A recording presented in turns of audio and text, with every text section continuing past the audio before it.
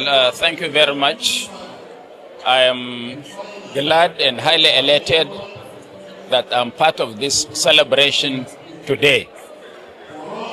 Birthday of President Goodluck Ebele Jonathan, and also the 10 years of his foundation. As all know, Jonathan is a man of peace.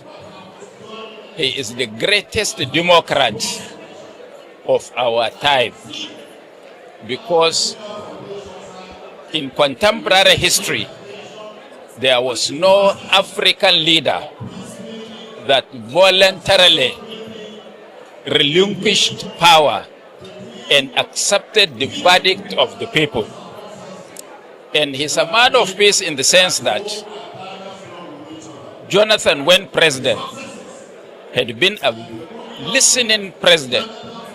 First, you know, when we demonstrated against him, when he increased fuel price,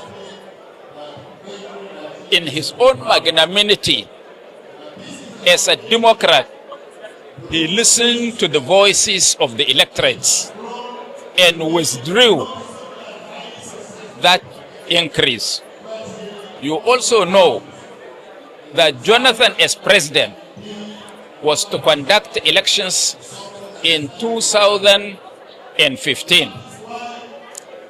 When the security in the country was not palatable, he had the magnanimity to postpone that election and stepped it down by 6 weeks.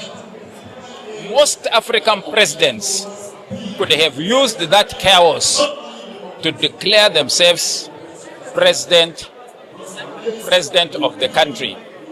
And you all know that Jonathan also, as president, even before the elections and counting was concluded, he had the large heart, having seen the obvious figures against him, called his counterpart and congratulated him for winning an election.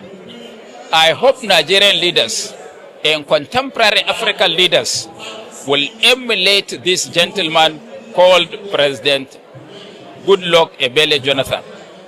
Well, it's not only this government.